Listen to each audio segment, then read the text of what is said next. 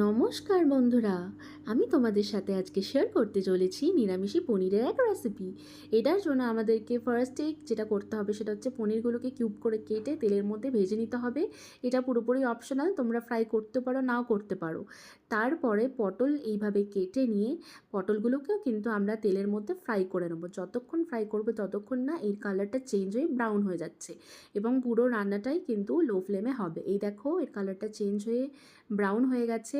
তারপরে আগে থেকে সেদ্ধ করা গাজর আর আলু এটাকে আমরা ফ্রাই করব। হ্যাঁ, গাজরটাকে ফ্রাই করব না, অনলি কিন্তু আলুটাকে ফ্রাই করব। আলুটারও ফ্রাই করে যখন কালার চেঞ্জ হয়ে যাবে আলুটাকে আলাদা পাত্রে উঠিয়ে রেখে একটা কড়াইয়ের মধ্যে তেল গরম করতে দেবো। তেলটা গরম হয়ে যাওয়ার পরই জিরে গুঁড়ো, শুকনো লঙ্কা গুঁড়ো, তেজপাতা আর দুটো ক্লোভস দেব। যখন এটাকেও হালকা ফ্রাই হয়ে যাবে তারপরে এটার মধ্যে একটা মশলা অ্যাড করব। ওই মশলার মধ্যে আছে আদা গ্রেট করে রাখা, হলুদ গুঁড়ো, জিরে গুঁড়ো, ধনে গুঁড়ো, লঙ্কা গুঁড়ো। লঙ্কা গুঁড়োটা পুরোপুরি অপশনাল, তোমরা ওটা দিতেও পারো নাও দিতে পারো। আমি ওটা কালারের জন্য দিয়েছি, সামান্য দিয়েছি। তারপরে যখন ভাজা ভাজা হয়ে যাবে ভেজে রাখা আলু, পটল আর পনির কিন্তু এর মধ্যে আমি অ্যাড করব। আর মশলাটা কিন্তু একদম লো ফ্লেমে ভাজতে হবে। এই দেখো এটা হচ্ছে আমার বাগানের গাছের লঙ্কা, দারুণ টেস্ট আর দারুণ ঝাল কিন্তু। এই যে আমি আবার অ্যাড করে দিলাম ভেজে রাখার আলু, গাজর আর পনির। তো এটাকে ভালো করে মিক্স করতে হবে, যতক্ষণ না মশলা এর সাথে ভালো করে এর গায়ে লেগে লেগে যাচ্ছে ততক্ষণ এটাকে কিন্তু মিক্স করতে হবে লো ফ্লেমে।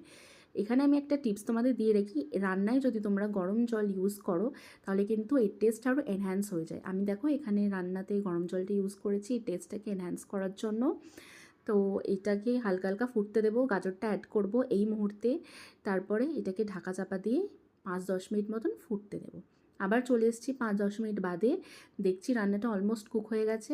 রোস্টেড গরম মশলা অ্যাড করব এর ওপর দিয়ে একটুখানি। তারপরে অ্যাড করব ধনিয়া পাতা।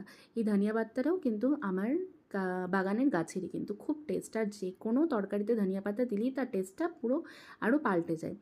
তো একটু নেড়ে চেড়ে নেব।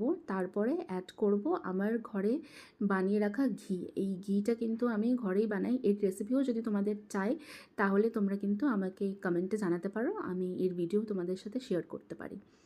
তারপরে একটুখানি নেড়ে চেড়ে নিয়ে এটাকে একটা পাত্রে ঢেলে নেব, আর গরম গরম ভাতের সাথে রুটি বা পরোটার সাথে সার্ভ করব।